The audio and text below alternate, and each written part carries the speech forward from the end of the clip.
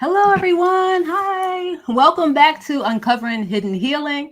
I'm your host, Arletha Lizana, and I'm excited to have you with us today for another enriching episode. Our focus today is on a topic that is both personal and profoundly universal, the songs of Black folk, exploring the healing power of Black music. Music has been always been a cornerstone of the African and African diaspora experience, from spiritual and blues to jazz and hip hop and beyond. Black music has been a source of strength, a means of resistance, and a vessel for healing. Today, we'll explore how music, rooted in the Black experience, continues to offer healing for not only our mind, but also our body and spirit. We are honored to have Mausiki Scales with us today. Mausiki is not only a renowned keyboardist, but also a historian and healer who has been a vital presence in the Atlanta indie music scene for over 2 decades. He is the founder and musical director of the critically acclaimed ensemble Mausiki Scales and the Common Ground Collective. Through his work, Mausiki channels his deep knowledge of history into soulful musical arrangements that resonate with audiences and foster healing and movement. So grab your favorite beverage, I have mine, settle in, and let's explore the powerful connection between music and healing within the Black experience. So welcome, Mausiki. It's so good to Thank have you. you. Mausiki is my brother, Yo, long, yo. long. Appreciate that intro. I need to take you with me everywhere I go. That's right. I could be the hype person. Yeah, I need a job. Okay. So it's such a pleasure to have you with us today. So before we kind of dive into today's topic, just introduce yourself to our audience and share a little bit about your journey as a Sure. musician, historian, healer, all the things. Yeah. Okay. My name is Mausiki Scales, born and raised in Gary, Indiana. Helen Yvette Scales, baby boy. All right. Shout out to my dad, Willie Scales, as well. Um, Born and raised in Gary, came south to Tuskegee for college. For graduate school, came to Atlanta. I have always had a love for our music from an early age, 6 or 7 years old, hearing Parliament and hearing my brother's big black CDs called records, and he would play these records, and we would clean the house.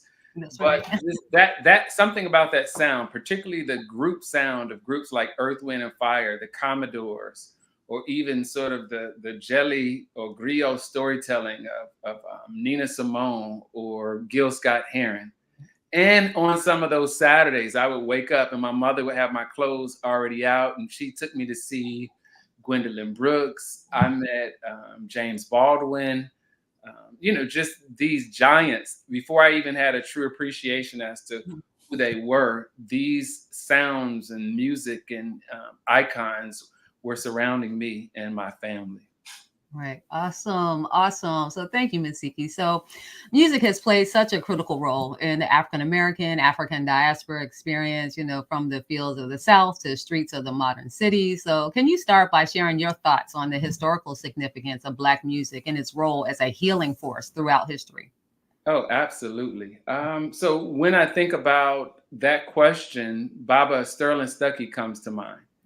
And he talks about this concept called a Black ethos, that during the Ma'afa, during slavery, this Black ethos was created by our ancestors as to not be completely destroyed by the institution of slavery or the Ma'afa. And in this ethos, there's this sort of river, this metaphoric river that we would continue to go to heal ourselves and to try our best to become whole, even though those historical moments made it very challenging to do so. And so while we have something like 1739, the Stono Rebellion in South Carolina, where Jimmy, the leader of this rebellion, used the drum to communicate this rebellion to neighboring communities, in the aftermath of that rebellion, the Negro Act was created that outlawed the drum. Right. So while the drum is outlawed in South Carolina, which was a British territory or former British territory, colonial state of South Carolina, we also have territories like Louisiana and the French Caribbean who had what was called the Code Noir that suppressed drumming, suppressed us using music to express ourselves. But when we think about that time period, that 300 plus time period, when we know that white people had the leisure time, African people, we were toiling. But yet, when you think of the music created during that time period, we don't think of the music created by white folks during that time. In that leisure time, go into the parlor and create something. But there's a sustained level of creativity in our community, from the creation of spirituals, the blues, several different types of blues, ragtime, gospel, funk, R&B, soul. We could reach out to our Caribbean brothers and sisters, reggae. And it is such sustained, it makes us wonder, like, how was that level of creativity sustained? And we did it in our own style, from the earliest spirituals all the way through hip hop. We're speaking in our own language, right? Ain't gonna let nobody turn me around, right? We're speaking, we're talking that talk, right? That's right. And so that river that we continue to go back to has fed us, kind of like Nigerian movies, Nollywood. Like, Yes. we're we are making our own medicine, right? And we're returning to that medicine for healing and balance. And through that time period, even though it's challenging, you see the sustained amount of creativity. And we're doing it in our own way. There's a level of improvisation there. There are certain tones that we bring with us. When we hear our grandmother and grandfathers hum, that's cultural. There's a woman in Sweden humming nothing like that. Those notes were typically called blue notes by outsiders of our experience. And Blue Note Records today, this prestigious, place dealing with jazz, that comes from the misinterpretation of African music. Those notes weren't blue to James Brown, B.B. King, Bessie Smith. That was a West African tonal system we brought with us. And it still lies at the foundation of how we deliver music today. And so that history continues to shape us. It continues to shape how we interact with us. And it is these are some of the pillars of that healing, of us saying, hey, I will resist. If I'm going to speak my way, right? Whether that's patois in Jamaica, Creole in Haiti, AAVE or Ebonics here. We're delivering it in our own tongue. That's right. That's right. Woo, right. Look, first 5 minutes, she was just like, let me give you all this knowledge. So Mausiki just, has always had this wealth of knowledge, just really just so much information about music, just about life, culture, Black culture. In fact, it's a little known fact that my nickname, Dr. Powers, was bestowed on me a long, long time ago by Mausiki. Give me my credits. Power. That's right. I'm giving you. Always had that power, of the word, power of speech. So thank you, Mausiki. So, like, as both a musician and a healer, how do you see the role of Black music specifically in the healing process? So you started to get into that. Again, continuing to talk about how different forms of Black music, hip hop, jazz, blues, spirituals contribute to healing for mental, emotional, and on the spiritual level. So I think that there are different levels, like you just used the word level, different levels to it. Like the Igbo in Southeast Nigeria have this concept of the ogene bell, right? This ogene bell delivers 2 tones. And for them, it means practically the same thing as the Egyptian ankh, the Kemetic ankh. It's a symbol of life. And so this bell is found it's used when people are born, when people die, when we gather. And in their cosmology, there is this idea that creation began, right, long time ago in their creation story. But all of the different gills are used to continue that creation, right? And so in the continuation of that creation, the musicians, it is their gill to bring balance where there's imbalance, but using sound to do it, right? Like the Dogon concept of nomo, that our mouths are our first doctor. Before ritual, use your mouth, right? Use your words. And so whether that's through prayer, chanting, incantations, aligning ourselves with nature, and these different sounds that are primordial have been used in terms of healing modalities from early on. Like Baba Yaya Diallo in his book, The Healing Drum, talks about a village elder could look at you for 3 minutes dancing and tell you everything you need to know about yourself. They could take how you move in in that way. And I borrowed some of that even in my approach with my band. That watching the audience, we never play with a playlist. I observe what's taking place in the audience, and then we shift gears based on what's needed. So we may speed it up, we may slow it down, but the idea is to bring balance, right? For the human body to bring balance, and usually that's done through dance, some type of movement. I feel like that is probably one of the more common aspects of healing is movement, right? The idea that we're moving our bodies, and we are connecting with the divine, we're connecting with nature, we're connecting with the universe, and we're leaving our troubles behind, even if it just means for the time being, right? We're connecting, right? That's right. That's right. You kind of went into my next question. So I was going to say, how do you do this with your performances with the Common Ground Collective? So I mean, maybe you can just elaborate, like, what that looks like in terms of, you were saying you can speed up and slow down, but just like, what other things do you take into consideration with your performances? Location and what is the theme of the event, right? So if there's a homegoing ceremony, there's a certain approach to that. And I'm pulling from the pool of Black genius when doing that, right? So at these ceremonies, I'm also keeping in mind this idea of the ring shout, which is one of our earliest rituals regarding healing. And the ring shout was developed by our ancestors and brought to different parts of the South, actually parts of the North as well, where we gather and we move in a circle. And again, studying Baba Sterling Stuckey, that ring shout straightened out, we call it a parade or a second line parade. And the energy of it is what we bring to the stage even. So if you look at videos of Thelonious Monk, there are times where Thelonious Monk might slam his hand down, jump up from the piano, and he's walking around the stage, right? We're back to this movement, right? Just constant, this not just movement for movement's sake, but we're moved by the spirit. We're moved by the spirit of what's taking place. There are jokes in my band about how long I like to play too. We can play for 2 or 3 hours nonstop without breaks in between.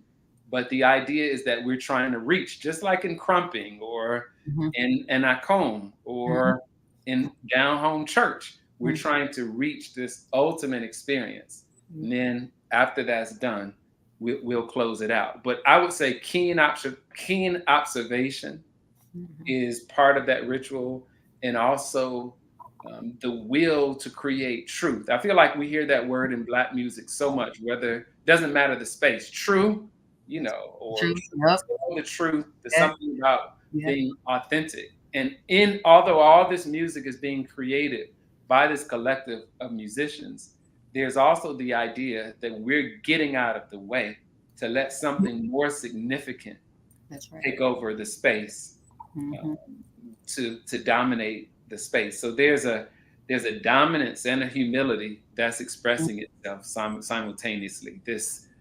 willful expression, but at the same time, a humility to allow for something that we know it takes community to invoke. Yes, thank you. So yeah, it reminds me, like you were saying, you were talking about, a comb, just like as a healing, ceremony, and how you're dancing and the music's playing, and then, the spirit or the energy descends, in order to be able to do the healing work for the people. So it sounds very similar, in terms of, like, you channel it. Even when we think about our ancestors who lived through challenging times, there's a typical rhythm that often accompanied the ring shout. We still move with this rhythm. In music theory, they call it tresillo, and it's simply that is the backbone of reggae. That's the backbone of New Orleans second line. It finds itself in the Cuban habanero, that with more of a backbeat to it. And so, although the drum gets suppressed in 1739 after the Stono Rebellion, we see certain rhythmic patterns still are able to shine through. And so, therein lies resistance, that we're beating this on drums, we're using cajones or crates, beatboxing, and that rhythm, which is the most common timeline pattern all throughout Africa, has survived with us being the carriers of culture of that music. That's right. That's right. Yeah. I mean, so speaking of, rhythms, like music is known for its healing frequency. So whether through instruments like singing bowls and chimes and bells, singing bowls are super popular right now. So Right. like, how do you view the importance of musical frequencies in the healing process? And do you incorporate them into your music? So at one point, Hmm. I thought that, and this shows my ignorance at one point. At one point, I thought Uh-huh. or AUM or OM, I thought that it was something that belonged strictly to Eastern tradition. Hmm. Hmm. And through a lot of research, I found that it doesn't belong to anyone, right? If anything, it is the Igbo say it's the sound that creation made during the early explosion that we typically call Big Bang. It is the echo of Hmm. that sound. And they too have that as a part of their cosmology. Wow. It is also the common tone found in music. Um, so when you hear bells or droning sound or the shakers on the djembe, there's something about the buzzing and the Hmm. humming that brings about healing. So you have all of this scientific information that has emerged that talks about it helps slow down your heart rate. Yes. It helps you lower cortisol levels. It Hmm. helps you to remove inflammation from the body. And so you find this so many words in, I'm using Igbo as a reference, but so many words in many West African traditions tied to water, tied to healing, that have this M or N or this nasal type of sound that's very similar to what we're talking about.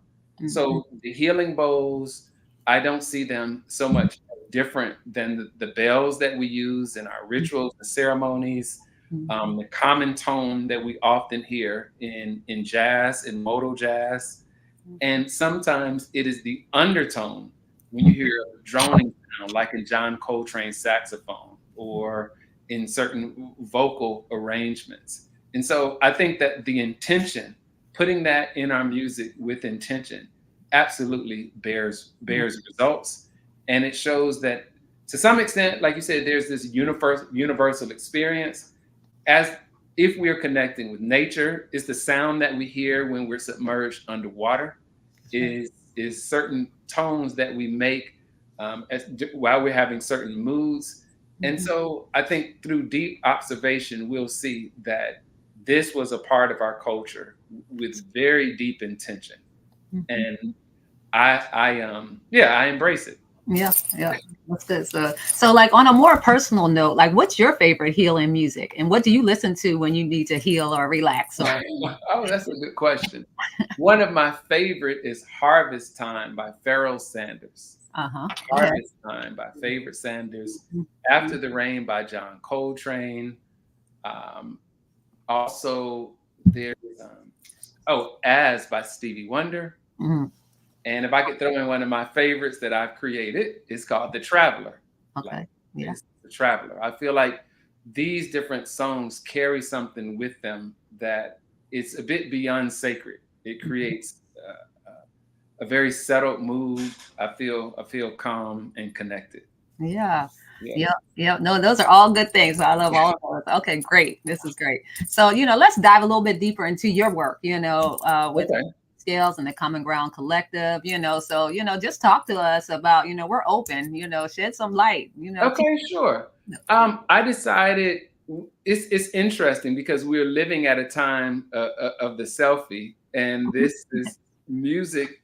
When I talk about a common ground collective or the early band experience, it seems I make this joke to my students that I don't know if there are any more recent Black bands, like Mint Condition and the Roots might have been Yeah. the last of those Black bands. But this idea of having a communal experience with music was something that I always wanted to create. And so I knew that if I was present, that I could always pull from a pool of musicians that were connected to community.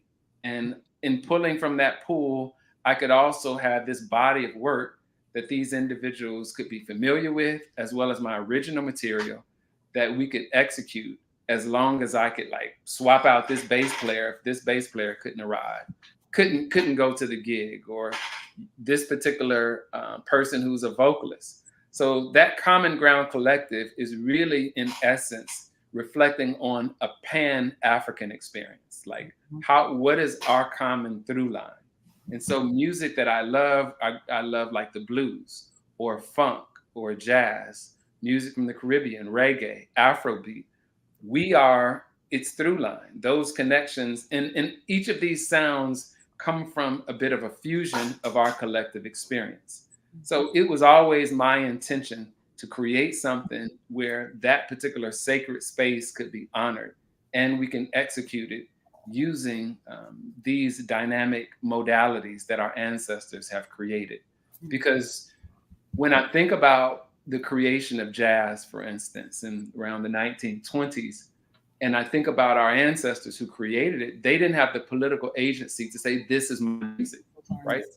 And so while in society that music was not well received by the wider public at the time of its creation, and in fact, many of them were called crazy or imbalanced and even put in insane asylums, this effort with Common Ground Collective, Mausiki Scales and the Common Ground Collective, was an effort for me not only to write music, but to do my best to redeem those voices that did not have the political agency to say, these are my works. How do I financially, spiritually benefit from these creations?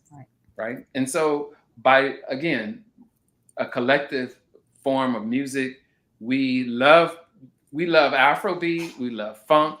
You know, my mama raised me right. I love Parliament, Funkadelics. That's right. So that music also I found to be very affirming. I love the proverbial wisdom in it, the improvisation, the storytelling. And so again, we are carriers of that tradition. That's right. That's right. Yeah. So you got to have this. So funny because when my girls were small, and I'm driving them to school, and they'll tell you this to the day. Like, I had them listening to Parliament, and I was like, it's on the one. You guys hear this one? Like, I mean, literally, when I'm driving them to school, I would have like a whole musical education and how important. Do you hear what they're saying? Do you hear these words? This is what this means. What do you think? So it's funny how that music is passed down. And even like for us, for me in particular, and I think you were saying you had the same kind of experience on Saturday morning, we were cleaning, and so we heard a lot of music then. We have record players, so we're playing, different records, radio, as well, but a lot of it was records, and watching, our elders when they had parties, house parties, kind of sneaking down, trying to see and trying to hear, all of those things. And in church, kind of, the spirits, all these things, have a profound impact. So can you like share a memorable experience that you may have had where you've seen like how music had a profound healing impact, like on an individual or in a community or you or whoever, can you share an example? Sure. Oh man, like I would use myself as the example, like going through some really, really challenging times. There were two artists that I feel like I really relied on. And one was Liz Wright, the album Salt. Something about gospel music that carries just some really powerful energy. And I was dealing with a really challenging time in my life, a time that I never thought I would experience. My parents, created a bit of a shelter experience for me. They were married for 63 years, and they were with that sheltering. Once I experienced some of the elements, I felt all of this sort of pain in my body. And I didn't have an understanding of cosmology, understanding that we are also addressing not only our pains and challenges, but that those of our ancestors as well. And so You Will Know by Stevie Wonder and As, right? Those two songs I felt like just gave me the calm that I needed, right? And the peace that I needed. Also, just being in different spaces, watching individuals who had also gone through trauma and seeing the role that the drum had, as well as even more of a calming music. I've played in spaces where individuals needed like more of a cooling kind of experience, and I found that the marimba sound brought more of a water modality into the picture and brought more calming tones as well. That's right. Yeah. Yeah, definitely. I mean, I think that we all kind of had, some different experiences, in terms of how music, has healed us or uplifted us, or, like I'm one of those weird people. So, like, I like to commune with my ancestors. So I may pick a song that, maybe, people who have passed, my father, my sister, whatever, really like. And, like I'll dance or sing or just kind of, let that energy, and it helps me, of course I'm missing them, but also just helps me just in terms of, like healing myself. One of our mutual friends who passed a while ago, Kuumba, she made a couple of videos for me that are still on YouTube to this day. Mhm. And they're spirituals, and one is like, what is the soul of a man, right? And Yeah. they just really kind of helped me deal with, things that I was going through at particular times. So I'm just, I love the example that you gave, and just the experience that a lot of us have in terms of, music being like super duper healing, and Mhm. really just helping us, transform, and Sure. just helping us energize and all the things. So you can continue talking, but while you are talking, we're going to have some questions from the audience. So audience, if you have any questions, please start putting those in the chat. Okay. So, um, even when I was much younger, didn't really realize what was happening. The intention was not there. I found myself getting lost with even a single chord on the piano, where Mhm, I might just drone out on that single chord, and the echo that was coming back from the body of mhm, the instrument was mhm. giving me the calm and the peace that I need. Even today, with stress or what have you, I know I pour myself into my music to the point where it'll just be time on the keyboard, time on my percussion instruments, or just allowing for myself to allow that music to create a release. That's right. That's right. So we got a question already. So Okay. the question is, our beautiful music has played a critical role in our liberation. Is this the reason for the love-hate relationship our oppressors have had with our music? Or is it something less heavy than that? Okay. Yeah. So our music early on, I mentioned the Stoner Rebellion, I mentioned the Cold Noir, but in other spaces, our music was made a mockery, right? So we know Thomas Rice in the 1830s created blackface minstrelsy. And in this blackface minstrelsy in the South, a drum major would come down through a town holding a baton and saying, "There's going to be a show tonight." And that night, four white men in blackface, dressed in tuxedos, would imitate black music, what we today would likely call the blues. The original music was called the blues. Mhm. And through that minstrelsy, there was a lot of poking fun. And look at this silly music. Oh, these people are so emotive and so emotional. But in 1899, Maple Leaf Rag by Scott Joplin, right? Both of his parents were musicians. Maple Leaf Rag gains the attention of a white businessman, and it ends up becoming the first sheet music to sell 1 million copies, right? Sells 1 million copies. So now we're seeing a turning point from this music being solely a mockery to there's something lucrative here. So in the Midwest, white families go out and buy pianos by the droves. It ends up being this craze. Wow. We need to learn this ragtime music. And so this love-hate relationship, even when jazz was created in the 1920s, um, it was thought to not be real music because real music for based on a Eurocentric or a very white perspective was believed to be music that had to be written down, it had to be scored. And so there is this push by this white businessman to begin to make piano rolls from Scott Joplin's music. And in creating these piano rolls, now we're beginning to see this effort to capitalize on this music. So America's first popular music um, was the piano, was the minstrelsy. So there's exploitation there, but it started to get a lot more lucrative in the late 1800s. And so when jazz is created, again, it's not respected. The idea from the Western perspective was this music, for it to be respected, it has to be played the same way every time. So that Mm-hmm. love-hate relationship, I think that is shaped by that. While it may not be understood, the high levels of improvisation, the element of swing, us using quote unquote dialect, our own language within it, up to this point, because of the nature of segregation, there weren't that many people there to decode what that music was actually expressing. And so now with Joplin, and then thereafter, we are now seeing this push to exploit that music. Black music, even at one point, used to be called race music, but then it began to be like, well, R&B, or calling it words that were more racially ambiguous. Again, based on a product that we are creating, not having the political agency to lay claim to it through copyright and through publishing, now being at the mercy to a large extent of those who are willing to exploit that creativity. And we see those same patterns today. Yeah, absolutely. Absolutely. So, another question. You talked a bit about how some of the foundational rhythms, elements of Black music comes from Africa and has been used for healing. Do you still feel those same traditional music healing elements in today's popular Black music? Do I still see them? Uh-huh. So they're Oh, saying, yeah.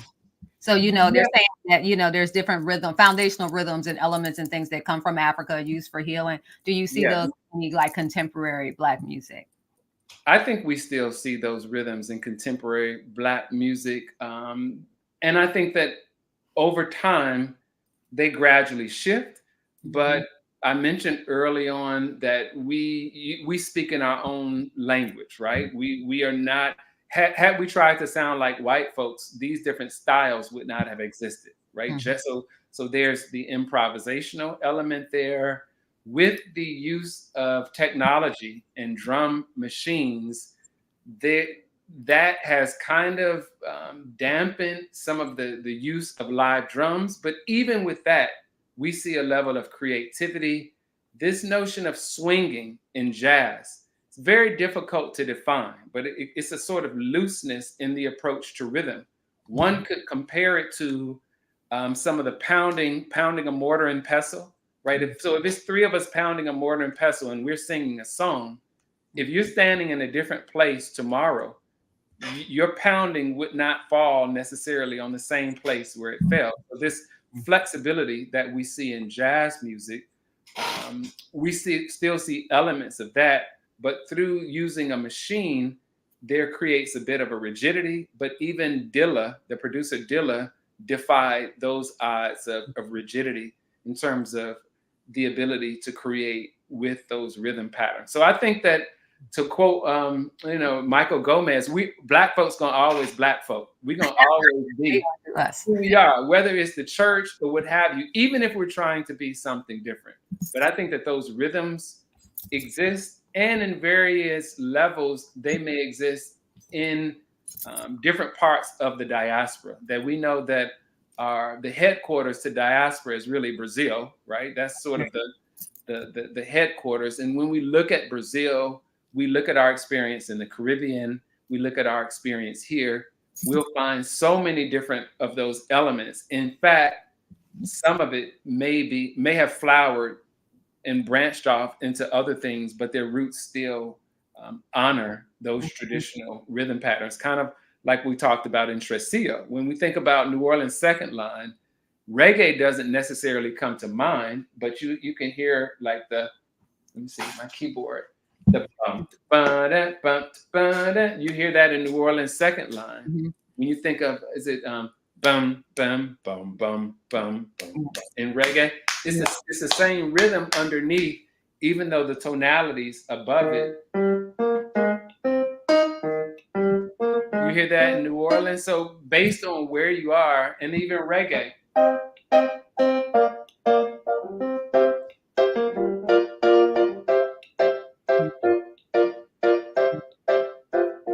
So those rhythms undergird our experience. They were used for resistance, and they're used for us as call to action as well. Absolutely. Thank you. Thank you. Another question. How can we make playing instruments cool again for the youth? I think that we have to gather. When one of my favorite musicians, Fela Kuti, in order to start in his band, you had to play the bell pattern, right? You had to start with just the smallest instrument, but yet one of the most significant instruments. So to gather and have jam sessions, I used to make this joke that, man, who has produced more funk bands other than the state of Ohio, Yes. right? Yes. Ohio, you got Bootsy Collins, you got Roger and Zab, you got the Ohio Players, so much. But I learned that they would gather in their garages, that it was a community culture. So when we gather, like maybe we put the cell phones and the computers down and party at Arletha's house. Bring your instruments, but I think that is it. That when we gather, don't make it. Let's not be critical in the sense that I remember that popular phrase, "Don't quit your day job," kind of thing. But singing is powerful, even if you're off key. That's right. This is one of the exercises where you talked about healing, or we're talking about healing. It's one of the exercises we can engage in where we are the concert in delivering sound, and we're also the recipient or the audience member by hearing that sound.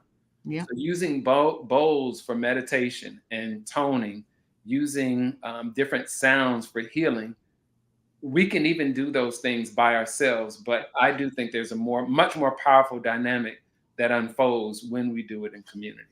That's right. That's right. I think, it's both and. So you remind me of two things. So just really quickly, it's like in terms of, just like, music healing and sound and humming. So, in my Odu, it says, it basically translates as music soothes the savage beast, right? So it's like, when I play it, it does calm me down a lot. And also I was told in many readings that I need to hum and sing because it really does help with my healing. I can't sing worth a lick. So, my husband has been subject to that and my sisters as well. But, even if you can sing, like you said, just the vibration, is healing. Sure. That was one thing.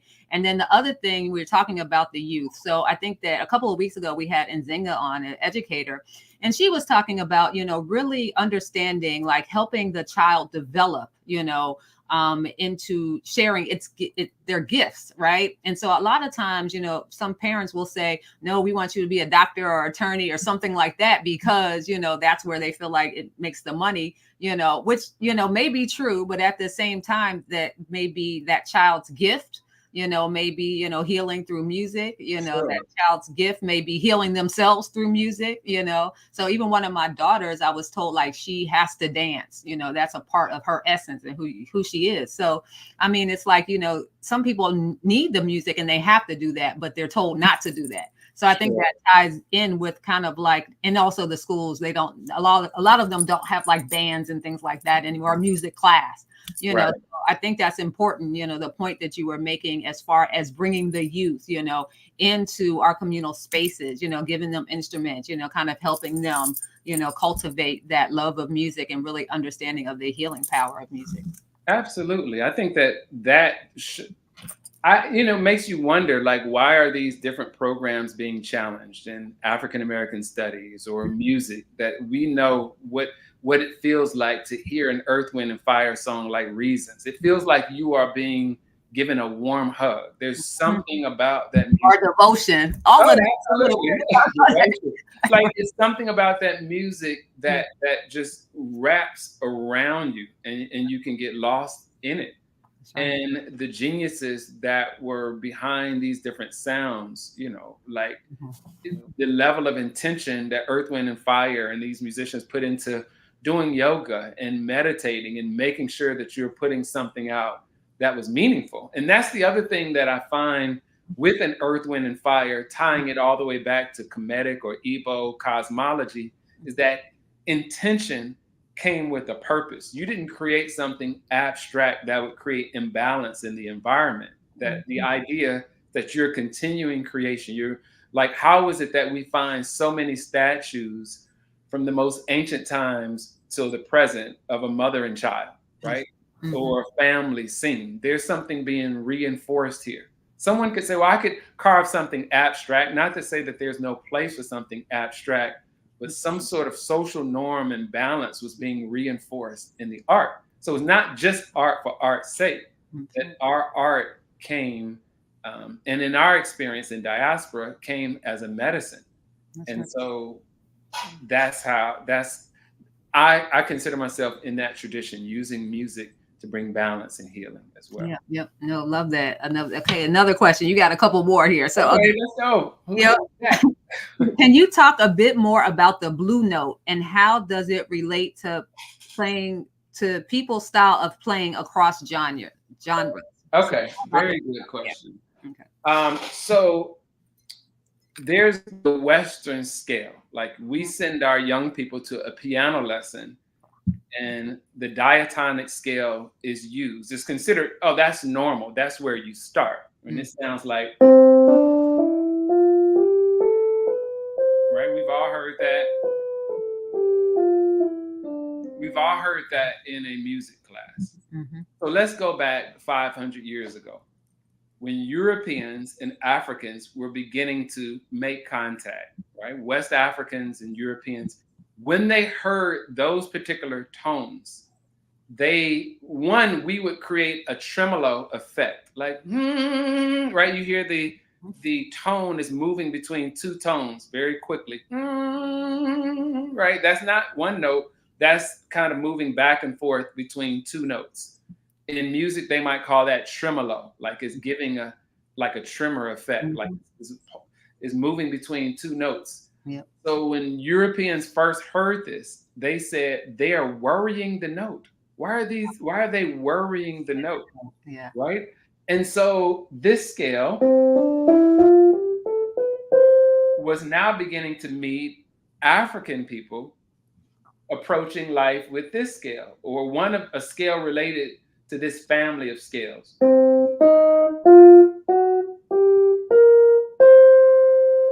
Now, when these two scales met, different cultures producing these two different scales, Europeans quickly noticed that we don't share certain tones, right? But I don't understand this other scale pattern.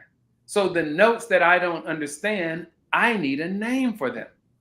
We will call those blue notes. That's how blue note is a misinterpretation of African culture by labeling them blue notes. If Bessie Smith says, she's not saying, I'm singing these blue notes. Hey, band, play blue notes. Yeah. It's a part of who she is, right? Those notes are a part of who we are as a people. So when we were singing gospel, when we were singing jazz and blues, we weren't singing any notes that were disconnected from us as a group of people, culturally, right? And even some of the styles that we create, there's a word called an idiophone, where the word that the sound sounds like the word that what you're describing sounds like, the word you're using to describe what you're describing sounds like the visual element of that word, like zigzag, for instance. Yes. So if you think about these genres of Black music, it sounds like the music itself, the names we've given to it. Bebop, bebop, bebop, bebop, right? Yeah. Hip hop, right? Honky tonk. Honky tonk. Yeah. Right, we are naming those things based on our cultural experience. Now, an outsider to that experience is trying to understand these notes, and they've labeled it blue notes. And because the music is now being, even in jazz studies programs, being interpreted from a very Western perspective, that name has stuck. So blue notes is something prestigious. Oh, I'm playing at the Blue Note this weekend, right? But it comes from a moment of outsiders to a culture, not fully understanding that culture and creating a label. We didn't need a label for something that was a part of our everyday culture. And so those notes you hear on Sunday morning in church, those notes you hear whenever individuals who are playing a saxophone or a trumpet are improvising, those notes are referenced. And now if you turn on videos of white folks approaching music, even playing piano or these different instruments, they too are now playing notes that their ancestors said at one point were ridiculous or an aberration, or that's that stuff over there. Keep in mind, early jazz musicians, some early Black jazz musicians were threatened with death for playing these notes because high tone music would say, well, this music is going to take us back to the jungle, or it's uncivilized. 100 years later, we're hearing phrases like jazz is an original American art form. It's a bit more common, and blues is an original American art form. And the people who created these styles were not American, even in terms of the ability to leverage the right to vote or to fully express themselves during that time period. So before 1910, 90% of Black folks in North America lived in the South under this debt peonage, sharecropping conditions. And now that the Great Migration begins to take place in 1910, we now find ourselves in all of these urban centers, right? The potential was always there. Now you see the Harlem Renaissance. Now you see Motown popping up, Chicago blues, right? The potential was always there, but living under those conditions, after the Great Migration, you see it begin to take shape very quickly. All of that creativity. So those blue notes, again, these are the very pillars of a West African tonal system. They're not blue notes at all. They're a West African tonal system related. That's why we can go to Mali today and hear sounds that are practically one-to-one with a B.B. King or, some of our early blues artists. That's right. Yep. That's so true. And it's so funny. These notes. So we're using them to improvise. We're using them to express ourselves. This is long before any music theory came about. Those tonalities, we were the cultural carriers of those tonalities as we arrived on these shores, and we've never left those tones since. No, it's so true. It's so true. And every time I travel to Africa, like I hear, those tones in the music, and I'll dance like the way that we dance here, and they'll be looking at me like, because it's in, the same tones, but like in our music, has different. Sure. To go with it. So they're always. I mean, this is who we are, from John Lee Hooker to Tupac. Like we are just Lauryn Hill. We're bringing it the way we know to bring it. And again, over time, it has ended up dominating the landscape. So at one point, I think, let me see, I know that the last statistic I looked at said that the people who dominate America's society by population, the largest population here are Germans. But yet the music is shaped by the songs of Black folks, the sounds of Black folks. Yeah, that's right. That's right. We got two more questions. Okay, so popular music is becoming more homogenized as people are appropriating some of our cultural musical elements for profit. Where do you see the future of popular Black music going, especially when it comes to our use of music for healing? Oh, wow. Popular Black music and music for healing. Yeah, so I think it's difficult. I think the attempt to protect our music, at one point we could say it was coded, that we're going to protect our music, or we had a regional sound. Like Jill Scott, hey, that's the Philly sound. Go-Go, oh, that's DC. Even Southern brand of hip hop, the South got something to say, Andre 3000. That's right. And with the internet and TikTok and all of these different platforms, now we're seeing all of these influences that there are, I feel like, a record number of YouTube videos attempting to explain gospel, blues, jazz, hip hop, like this idea that we could do it too. One elder that I really have deep regard for, who's now an ancestor, Baba Amadou Hampate Ba, who was griot during the UNESCO effort to create their 8-volume history of Africa, says that the oral tradition, that that while he has some regard for Western scholarship, the oral tradition says that the music and the proverbs and the wisdom lives within the people. That anyone could imitate it, but the power of it is through the living tradition. And I feel like there could be 1,000 people that want to imitate Lightning Hopkins. There will never be another Lightning Hopkins. Right? Yeah. 1,000 people could imitate Nina Simone, and may even do it well. And it's, but you don't represent the core, right? That energy that's there. So I think to gatekeep and to protect the culture is critical. And I also think the way we share music on these different platforms leaves us so open for, we're now engaged in music as sort of a commodity, and it makes it very difficult to protect what it is, these different creations that we've developed. And in terms of pop music, I'm not sure.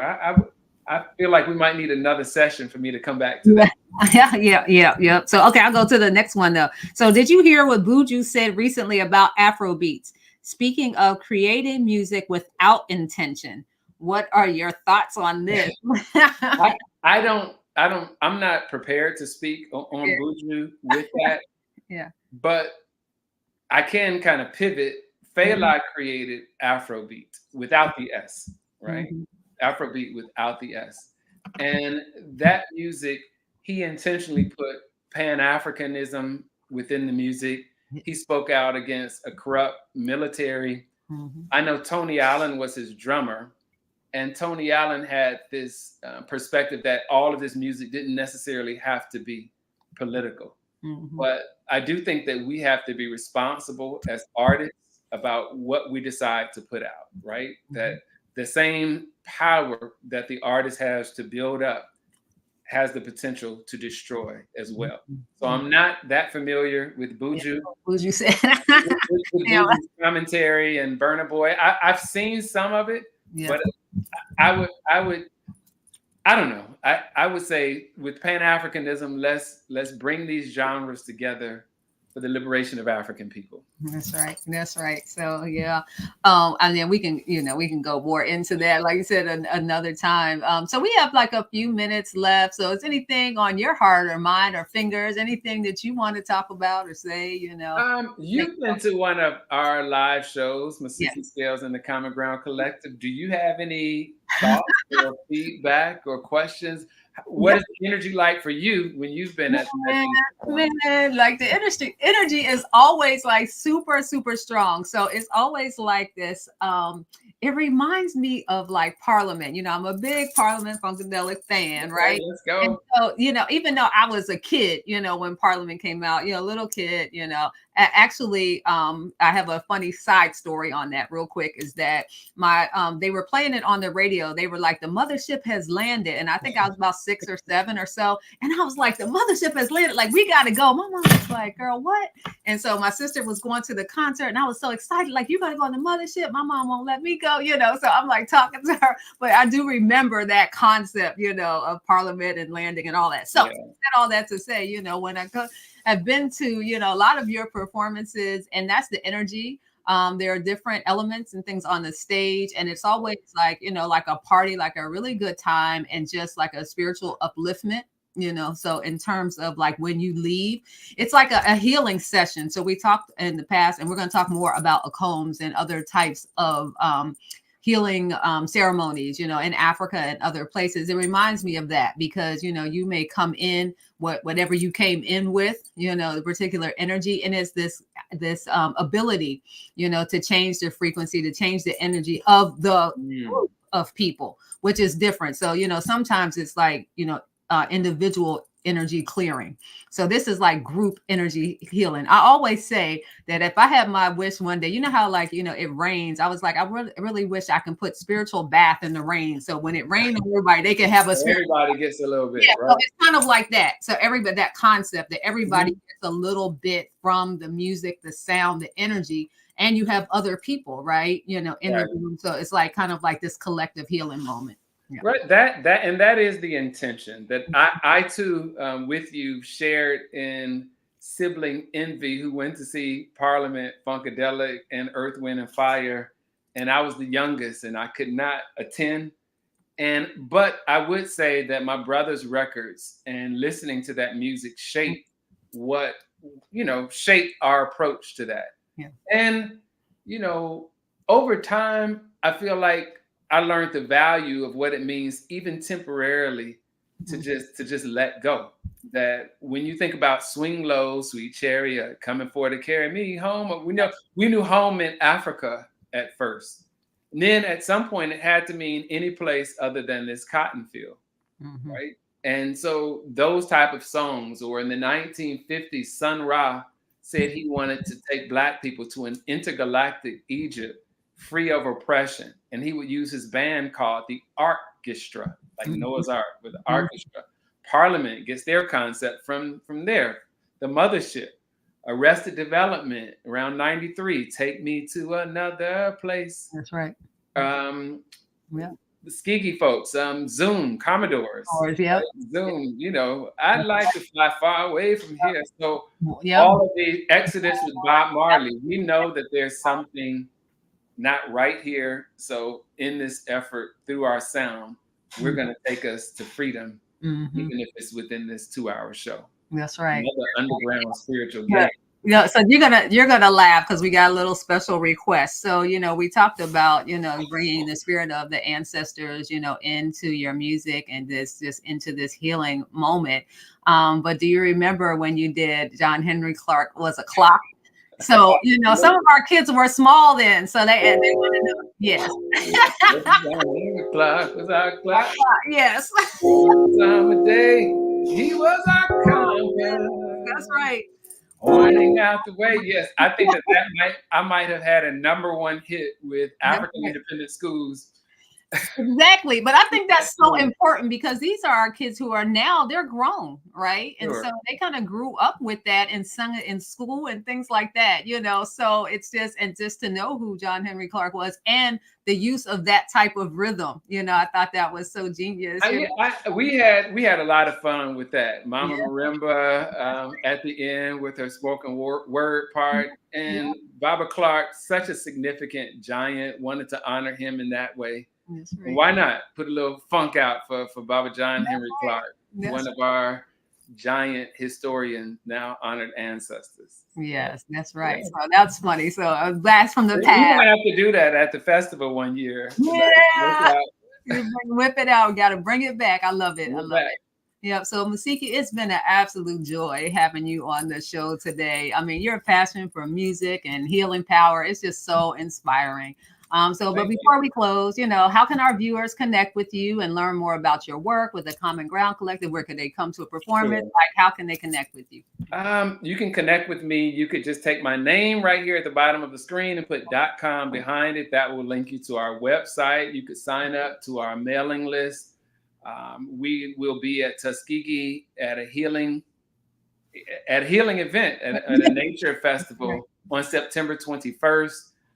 So again, just join the website and you'll get updates as to our whereabouts. You can contact me directly on that site as well. Awesome. And you also Arletha, thank you for having me. This has been great. Walking through two of my loves, music and history. Appreciate you having me, and I appreciate the opportunity to share.